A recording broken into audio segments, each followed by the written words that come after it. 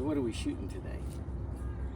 Foam balls. You're talking about foam balls. We're talking about the importance of foam balls, because every tennis player I have ever met, when you say something about foam balls, they're like, ugh, or... I know very few coaches that really want to use foam balls unless they're working with little kids. But people have a problem with using a foam ball to teach tennis. But not even that, like not even starting tennis. It's just like if you have an injury, it's easier on your tennis elbow and you can still play and you can still get out. So for injuries and warming up, it like really helps you to get warmed up, I think. It does. And I will say this, I discovered foam balls working with the UNM women's tennis team. They warm up with foam balls every day.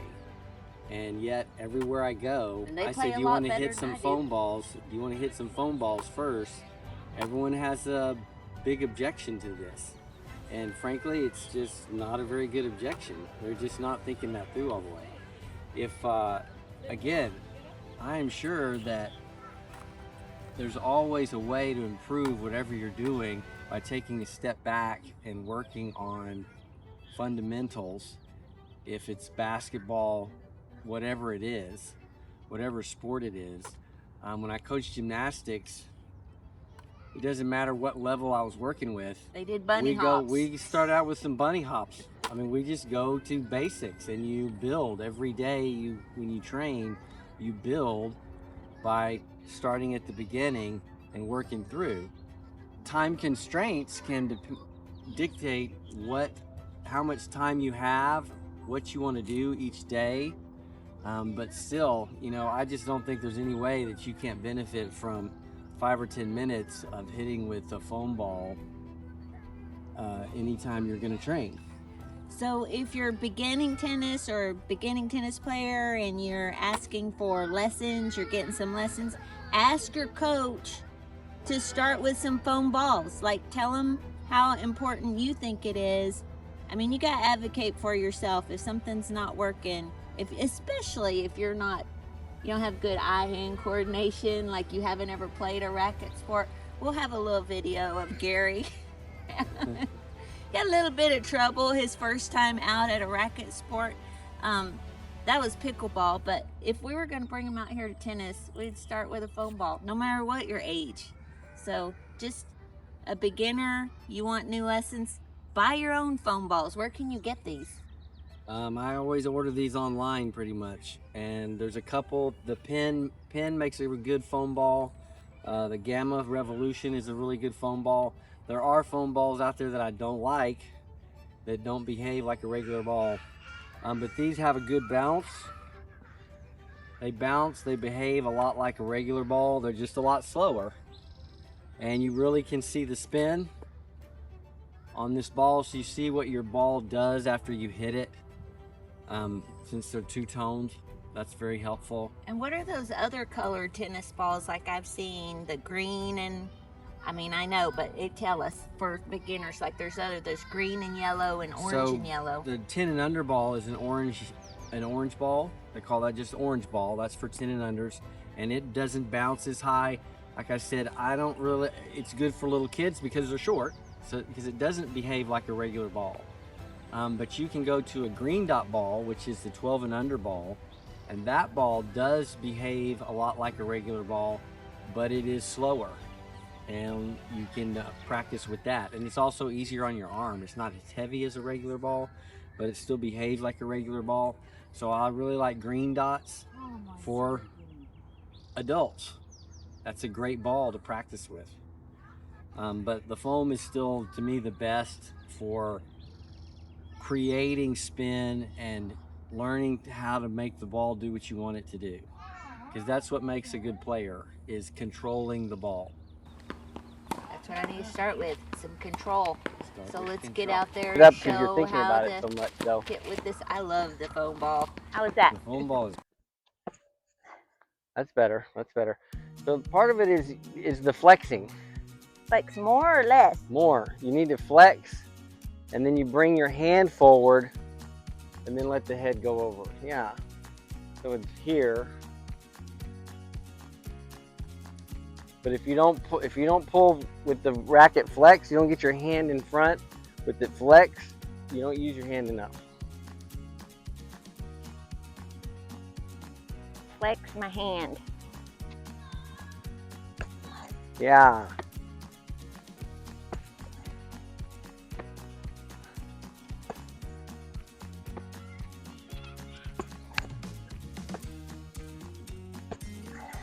Is that better? Better, that's better. But that's where you get more spin and you don't get that flat one. It just takes a lot, I feel a lot more muscles being used doing that, and my arm is not. And it's timing too. So you end up trying, if you start trying to do it too much, if you're really forcing it. That's what I feel. Yeah, it's more of a, if you're keeping it flexed, being relaxed, and then the racket wants to do it. Once you get it started, fighting me. Yeah, you're fighting the racket right now because you don't have good timing. But as you get better at it, it just feels, once you initiate it, the racket wants to go on its own. Okay. Yeah, that's probably why I got tennis elbow so much. Yep. You're trying to force it, but like I said, you're not getting to here first to let the racket fly. All right. So when should I initiate the movement? Like, I feel like I'm back and I'm ready. When does the movement? Like I said, you have to be holding the racket up in the back, but then once you start forward, that you almost let it fall. But when do I start forward on the movement? When the ball is over the net, when you hit it, when it bounces? Like, what am I watching for to start the movement?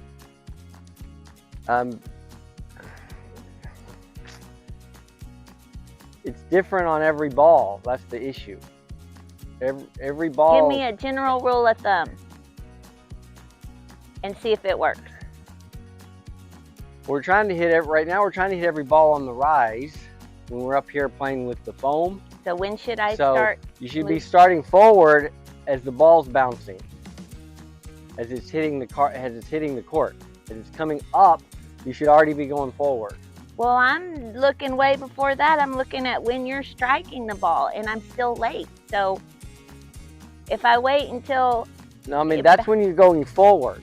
The racket should be back already. You're waiting on it to start to hit the court. But you're starting it forward when it's coming off the court. Okay.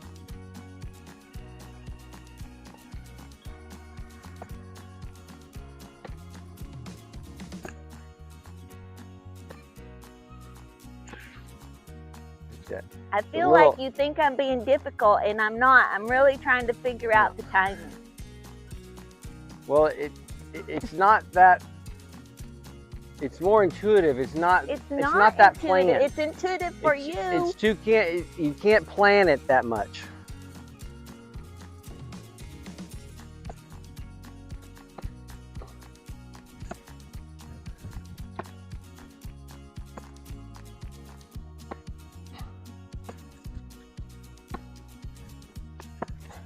That's good.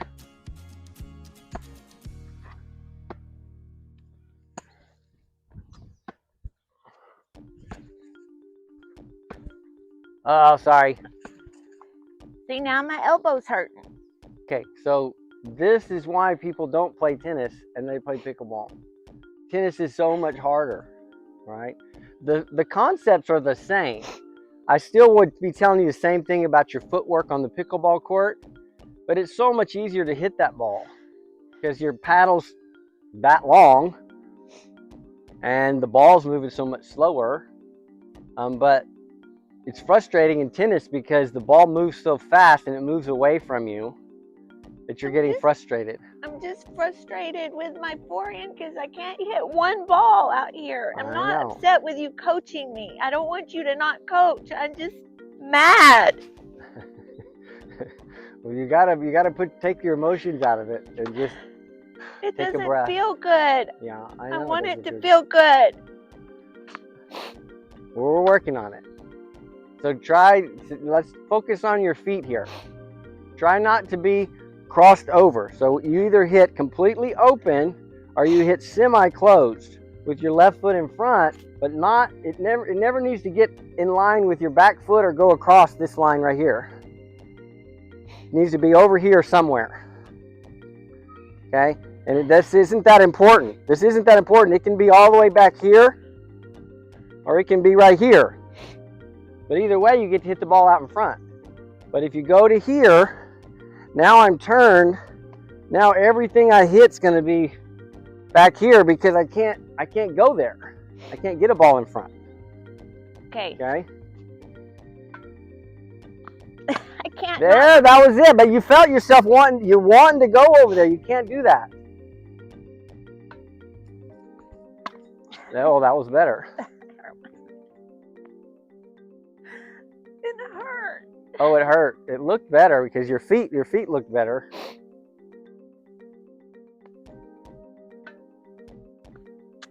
There we go. Here we go.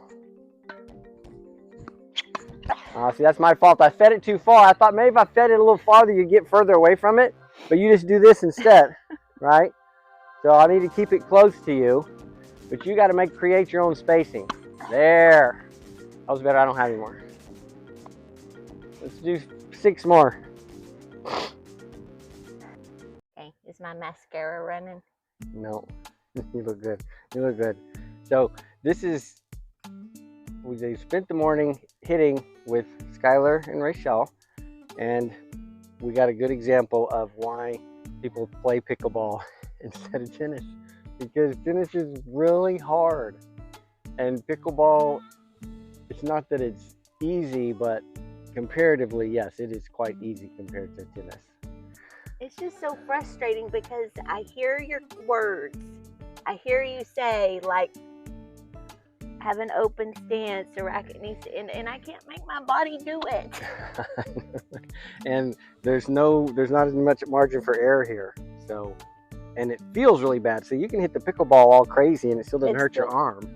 But you hit a tennis ball and it hurts. And it hurts. You send shockwaves up your arm because the ball's heavy, moving fast. So yeah, it's just a lot more difficult. So I guess what I would say to beginners is don't be mad at your coach. Just be mad at yourself. I'm just mad at myself because I'm not there yet. And the line between beginning and mastery is up and down and very messy.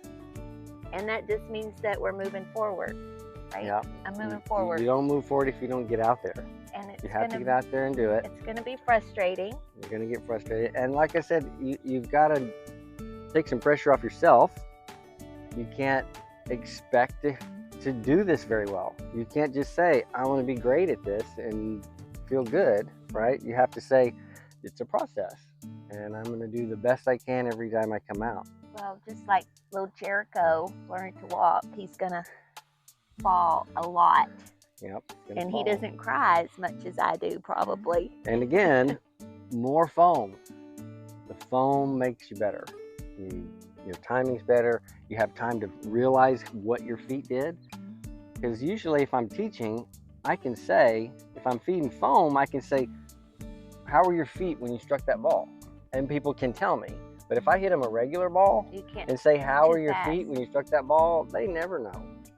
Because it's coming so fast, everything happens so much faster, they don't even know what happened. Well, that's where the video probably helps too, because you can see it. Yes, you can use video, but lots of times it's too late. It's too far removed from feeling it. You can't.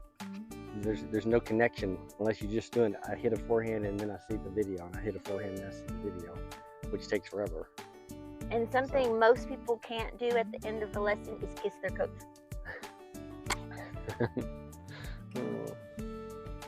Day 1 is in the books, and it was a challenge and a little painful. Come back in the next episode to see how quickly I master that forehand, if at all, and more importantly, do those tears turn into determination.